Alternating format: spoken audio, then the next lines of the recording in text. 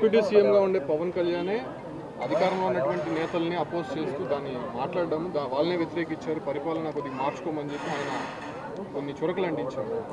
ఆయన చెప్పాల్సింది ఫస్ట్ చంద్రబాబు నాయుడుకి, లోకేష్కి. ఎందుకంటే ఈ రాష్ట్ర ముఖ్యమంత్రి Chandrababu Naidu.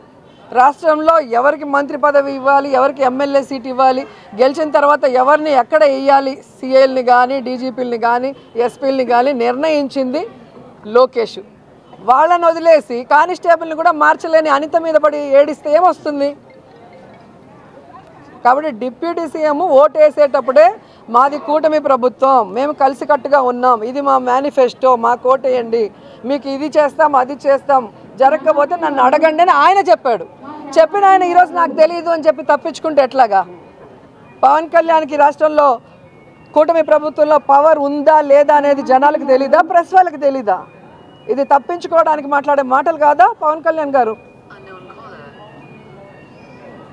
Thank you sir. ఈ ఘటన పైన అసలు అత్యాచారం జరగలేదు, అమ్మాయి పైన సార్ ఇక్కడ అత్యాచారం జరిగితేనే ఆడవాళ్ళు, ఇక్కడ అత్యాచారం జరిగిందని నేను చెప్పానా? మీ పార్టీ వాళ్ళు కొంతమంది కూడా మాట్లాడుతున్నారు. ఒకే మాట నేను చెప్తాను, స్కూల్ నుంచి ఇంటికి వెళ్ళే అమ్మాయిని దారిలో ఆపి మందు తాగించి కత్తితో అమ్మాయి మీద దాడి చేసి కొట్టి గుట్టల్లోకి తీసుకొని వెళ్ళారు అంటే టైంపాస్కి తీసుకెళ్ళి అక్కడ పెట్టేసి పడుకోబెట్టేసి వెళ్ళారా? అది ఒకసారి డీటెయిల్గా వాళ్ళ నాన్న వస్తారు కదా అడగండి. ఎందుకంటే వాళ్ళు ఒక మారుమూల విలేజ్లో ఎస్సీలు అమ్మాయికులు. నిన్న జరిగినప్పుడే ఆయన క్లియర్గా ఒక వీడియో రిలీజ్ చేశాడు. మా అమ్మాయి స్కూల్ నుంచి రాకపోతే నేను స్కూల్కి వెళ్ళాను, స్కూల్లో అమ్మాయి లేకపోతే మళ్ళీ ఇంటికి వస్తే రాలేదు, వెతుక్కుంటూ తిరుగుతుంటే మూలుగులు వినిపించాయి, వెళితే గుట్టల్లో పాప పడిపోయింది, పాపని కత్తితో దాడి చేస్తున్నారు, మందు తాగిచ్చున్నారు, మళ్ళీ ఇంటికి తీసుకొచ్చి పాపని విచారిస్తే ఆ అమ్మాయి మత్తులో నన్ను ఏదో చేశారు, కొట్టారు, అన్నీ జరిగిపోయాయి, వాళ్ళెవరో నాకు తెలియదు అని అమ్మాయి క్లియర్గా చెప్పింది.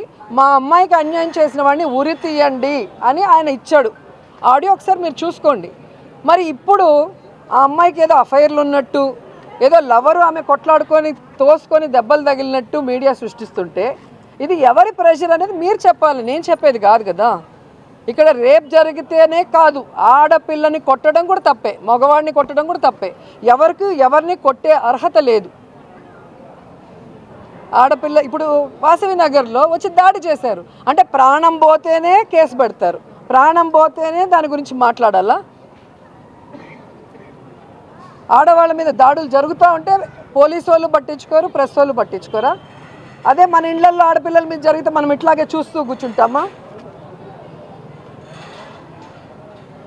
కనీసం తప్పు జరగలేనప్పుడు అమ్మాయిని చూడటానికి ఎందుకు రిస్ట్రిక్ట్ చేస్తున్నారు?